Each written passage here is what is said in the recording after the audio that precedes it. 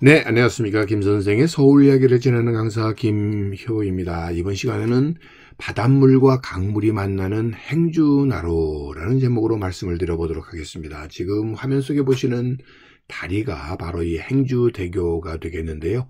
바로 이 행주대교가 있는 이곳이 이 행주나루에 해당이 되는데, 이 서해안으로 흘러드는 금강, 영산강, 대동강, 한강 등은 하루에 2번씩 일어나고 있는 이 조석의 영향으로 밀물과 썰물의 영향을 받아서 하천이 이 해안 영역으로 유입되는 것을 감조하천이라고 부르는데, 바로 특히 이 한강은 용산까지 바다조류가 올라와 가지고 아랫강 상권을 이루게 되는 것이 바로 이 감조하천이기 때문에 그러하다, 이렇게 보시면 되겠습니다. 지금 한강 하류 지역에 교동도, 강화도 등에서부터 이로 여러분들 예성강, 임진강, 한강 등이 이렇게 유입되고 있는 이 지도를 통해서 보시는 것처럼 서해 지역의 이 감조하천이다 보니까 밀물이 들게 되면 한강, 이 강을 거슬러서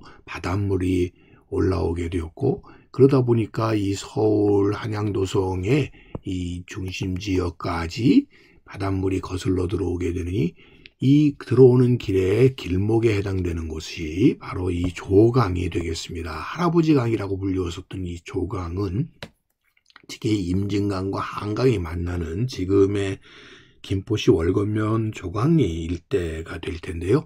이 할아버지 강으로부터 거슬러서 한강으로 이렇게 유입되어 오는 과정 속에서 이 바닷물과 강물이 만나는 이 부분이 생겨나게 됩니다. 물론 이 밀물이 들게 되면 이것이 위로 올라가게 되고, 썰물 떼게 되면 이것이 내려오게 되는데, 이렇게 만나는 지점을 기수역이라고 이렇게 부르고 있습니다. 왜냐하면 이 밀물과 썰물이 서로 부딪히는 과정에서 마치 물이 끓는 것처럼 기임이 올라오기 때문에 이를 기수역이라고 부르는데, 바로 이 밀물대와 썰물대의 중간 수역에 해당되는 것이 바로 이 행주나루 근처가 되다 보니까 이 지역을 흔히 기수역이라고 부르게 되고, 더군다나 이 바닷물과 함께 바람도 몰고 들어오기 때문에 이를 풍천이라고 불렀던 것이죠. 여러분들 풍천장어 하면 아마 익숙하실 텐데요. 바로 이렇게 바다에서 밀물로 거슬러 들어오는 이 기수역대를 흔히 풍천이라고 부르게 되었던 것이고, 그곳이 오늘날의 행주나루 지역이다 보시면 되겠습니다. 마치 물이 끓는 듯한 이런 모습을 가지고 있는 기수역대를 따라서 결국 이 바닷고기와 민물고기가 서로 이렇게 만나는 지역이 되게 되었고요. 그 중에 대표적인 것이 이 웅어, 숭어 같은 것들이 이렇게 한강 수역으로 들어와서 잡힐 수 있게 되었던 것은 그런 이유 때문이라고 보시면 되겠습니다. 특별히 한강 하구의 장항습지 일대에 이렇게 다양한 식생들이 나타나게 되는 것도 그런 이유 때문이라고 볼 수가 있겠고요. 이곳의 대표적인 소위 물고기로서 뱀장어, 웅어, 황복, 숭어 이런 것들을 지금도 꽂고 있는 이유는 바로 이 지역이 갖고 있는 특성 때문이라고 볼 수가 있겠습니다. 보시는 모형에서 장어, 또 우리가 지금 익숙하지는 않습니다만 바로 이 웅어, 그 다음에 숭어 같은 것들이 그 대표적인 예라고 볼 수가 있겠고요. 그래서 일찍부터 이곳을 행주대강이라고 이렇게 불러왔었고, 또 넓은 호수와 같다라고 해서 이곳을 행어라고도 불려왔었던, 그래서 여러분들이 보시는 것처럼 이렇게 민물과 소위 바닷물이 서로 부딪히는 곳이 바로 이 행어에 해당되는 곳이기 되겠고요. 바로 이 한강의 기수역대를 형성하고 있는 곳이다 라고 보시면 되겠습니다. 그래서 행주산성 쪽에서 마주 보이고 있는 이 사이에 강폭이 이렇게 넓어지다 보니까 이곳 자체를 호수와 같다 해서 행호라고도 불렸었던 곳이라고 보면 되겠습니다. 그래서 이 강폭이 호수처럼 넓어진 곳이라고 해서 행호라고도 불렸고, 특별히 임금이 에게 진상했던 웅어가 많이 나는 곳이라고 해서 이곳에 위어소라고 하는 기관을 두기도 했었으니, 이 웅어의 별칭이 바로 이 갈대 위에 알을 낳는다고 해서 위어라고도 이렇게 불러왔었던 것이죠. 그래서 한강하류 고향 바로 이 위요소라는 기간까지 두었었던 것이 바로 그런 의미가 되겠고요. 오늘의 행호 쉼터라고 하는 명칭은 바로 이런 데에서 그 의미를 땄다라고 보시면 되겠습니다. 그래서 일찍이 겸재정선의 그림 속에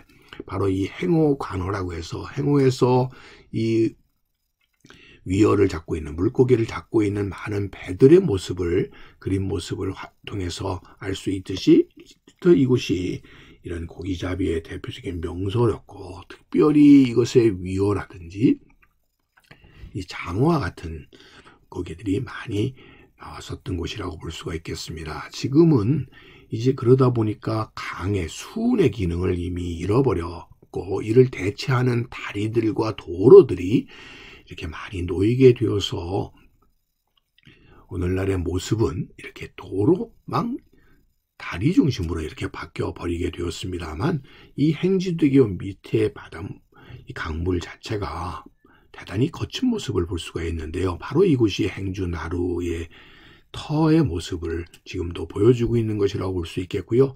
넓은 강폭을 차지하고 있어서 예전에 행호라고 불렸을 만하다라는 것을 느낄 수가 있겠습니다. 이곳은 일찍이 강화 쪽에서 들어오는 시선배가 한강을 거슬러 들어오는 중간 거점에 해당되는 곳이라고 볼 수가 있겠습니다. 그래서 마포나루로 들어가는 곳에 이곳으로 이어져 들어오는 배들이 거쳐가는 그런 코스 속에 이 행주나루터의 기능이 있었다라고 보시면 되겠고요.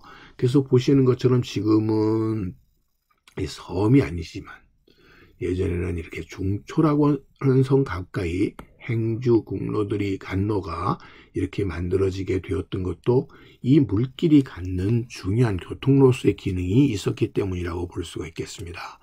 자, 그래서 이것은 지금부터 행주나루, 행주지인이라고 표시가 되기도 했었고요. 그래서 장릉천을 끼고 있는 이곳에 넓은 호수와 같은 행호가 있었기 때문에 행주도 혹은 행주도라는 명칭으로 이렇게 불려지면서 나루의 기능도 함께 하고 있었던, 물론 지금은 행주대교가 이를 대체하게 되었습니다만 이것이 바로 이 기수역대를 이루고 있었던 행호 지역의 하나의 큰 특성이 되겠고요. 이것이 바로 이 행주나루터로서 바닷길과 이런 강길을 연결해주는 한강 수운의 길목에 해당되는 곳이었다라고 보시면 되겠습니다. 오늘 이 시간에는 바로 이 행주나루터의 오늘날의 모습을 보여드리면서 한편으로는 전혀 옛 수운의 모습은 찾아볼 수 없이 그냥 행주나루터 표지석만을 통해서 이 행주나루의 옛 모습들을 우리가 상상하게 되지 않았나 싶습니다. 오늘 이 시간에는 행주나루터에 대해서 곧바를 가꾸는 김 선생이 소개해 드렸습니다.